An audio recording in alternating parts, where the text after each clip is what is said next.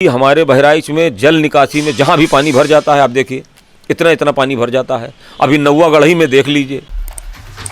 नमस्कार, मैं हूं विद्यासागर। स्वागत है आप सभी का आईपा में। आईपा यानी all India progressive politics association. दरअसल हमारा मकसद है कि हर विधानसभा में जाकर लोगों के मिजाज को समझना, लेकिन लोगों के मिजाज के साथ साथ जो प्रत्याशी हैं उन्हें भी समझना, क्योंकि वो किन किन मुद्दों को लेकर जनता के बीच जा रहे हैं। और इस वक्त हमारे साथ हैं जेपी मिश्रा जी, जो कि बहराइच जिला के कांग्रेस के जिलाध्यक्ष भी हैं और बहराइच सदर से प्रत्याशी भी हैं। हम उनसे जानते हैं कि चूँकि कांग्रेस काफ़ी संघर्ष कर रही है, लेकिन उस संघर्ष का क्या परिणाम मिल रहा है वो हम उन्हीं से जानते हैं। बहुत बहुत स्वागत है जी, धन्यवाद।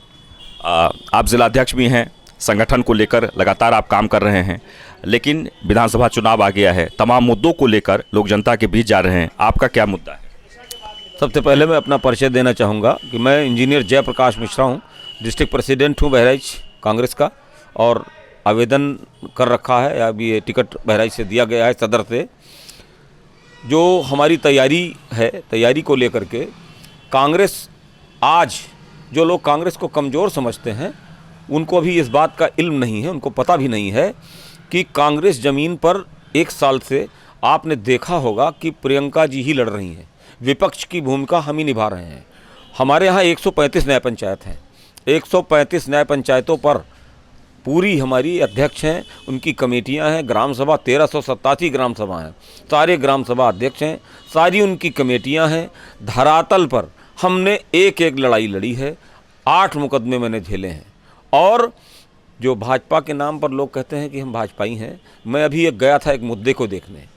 सोनारों का एक मुद्दा है, एक धर्मशाला है, तथाकथित जो हमारी विधायिका जी हैं उस धर्मशाले को बहुत ही अच्छे ढंग से उसको एक रूप दे करके कब्जा करने की व्यवस्था कर रही थी।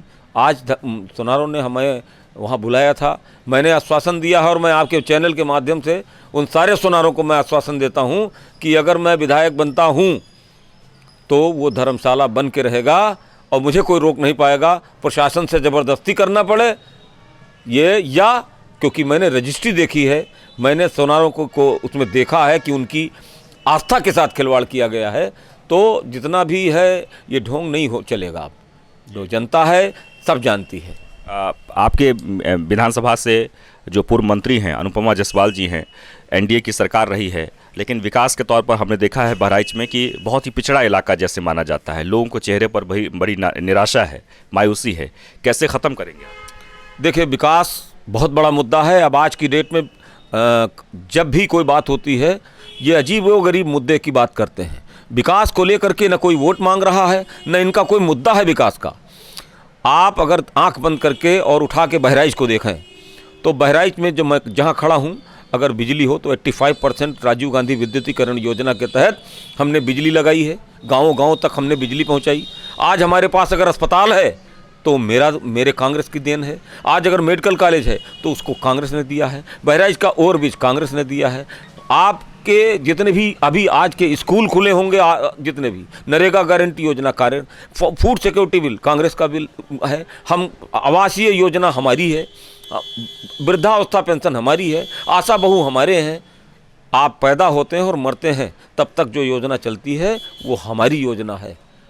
100 योजना मैं अपने मुंह से गिनवा सकता हूँ। अब चूँकि आप जिलाध्यक्ष हैं और बहुत समय आपका नहीं हम लेना चाहते हैं, मुझे लगता है कि सबसे ज़्यादा शासन कांग्रेस की ही रही है देश पर, प्रदेश में।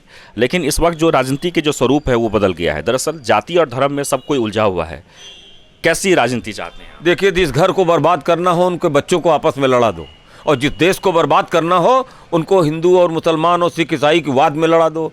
मैं इस बात को बिल्कुल कतई कायल नहीं हूँ कि कोई भी व्यक्ति, देखिए, धर्म हमें जीवन जीने की पद्धति सिखाता है। धर्म इसलिए नहीं है कि हम उसके आधार पर राजनीतिकरण करें। धर्म हमारी आस्था है। मंदिर, मस्जिद, ये सब उनके अपने अपने लोगों के विचार होते हैं। राम हमारे दिल में बसते हैं। राम को मैं पूजता हूँ, उनको सड़क पर मैं नारा के साथ इस्तेमाल नहीं कर सकता। ये मेरी थ्योरी है।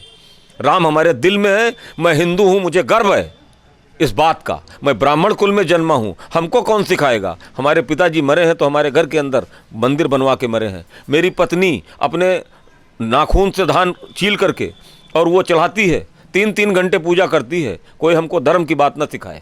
हम खूब जानते हैं, हम उस कुल में जन्मे हैं जहाँ बचपन से मेरे पिताजी ने धर्म की शिक्षा दी है। धर्म जीवन जीने की पद्धति हो सकती है। राम हमारी आस्था का प्रश्न है, मैं उस पर कोई चर्चा नहीं करना चाहता। बहराइच में लोकल मुद्दे के तौर पर क्या महत्वपूर्ण है जो सबसे पहले ज़रूरत है? देखिए, बहराइच आज की डेट में जल निकासी का मुद्दा आप देख लीजिएगा कि हमारे बहराइच में जल निकासी में जहाँ भी पानी भर जाता है, आप देखिए इतना इतना पानी भर जाता है। अभी नौवा गढ़ई में देख लीजिए। मैं इस चैनल के माध्यम से कह रहा हूँ, आप इसको दिखाइएगा ज़रूर। मैं अगर विधायक बनता हूँ और 5 साल के अंदर अगर ड्रेनेज सिस्टम को कंट्रोल न कर पाया तो मैं अगली बार अपनी नैतिक जिम्मेदारी लेते हुए मैं चुनाव नहीं लड़ूंगा और इस्तीफा दे दूंगा बीच में ही। अगर मैं करने लायक नहीं बना तो मैं इस्तीफा दे दूंगा, क्योंकि ईश्वर ने मुझे रोजी रोटी कपड़ा की व्यवस्था कर रखी है। जब हमारी सरकार या हमारे विधानसभा के स्तर से नहीं हो सकता है तो मुझे रहने का कोई अधिकार नहीं है। बहुत बहुत शुक्रिया बातचीत करने के लिए। उम्मीद हम करते हैं कि जनता जो लगातार उम्मीद कर रही है, जनता उस उम्मीदों पर आप खड़े उतरें और लगातार जनता के बीच जाए। फिलहाल आज के लिए बस इतना ही, लेकिन लगातार हमारी कोशिश है कि समाज के हर वर्ग के लोगों को इस मंच के ज़रिए उनकी बातों को आप तक पहुंचाएं। धन्यवाद।